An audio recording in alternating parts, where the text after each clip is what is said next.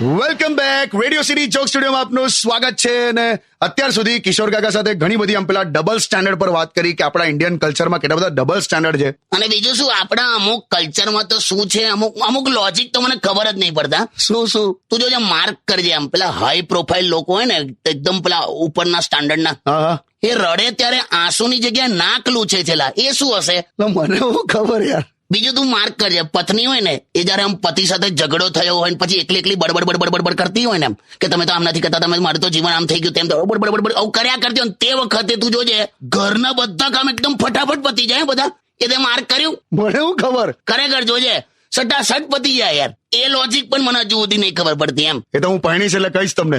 બીજું મને આ પણ હજુ નહીં સમજ પડતી શું? કે ગુપ્ત રોગના ડોક્ટર હંમેશા જૂના બસ સ્ટેન્ડ ની પાછળ જ કેમ મળે? તું જોજે, ગમે ત્યાં જૂના બસ સ્ટેન્ડ ની પાછળ તો હસવું આવે ત્યારે. પણ ખરેખર એવું છે. એ પછી ખબર પેલું નાનપણમાં પેલું આમ આ અવાજથી બાબાને પેશાબ કેમ થઈ જાય? મને નહીં ખબર યાર. ખબર નહીં, આ બધા કઈક લોજિક ખબર નહીં. જે હશે ગીતો ગાડ.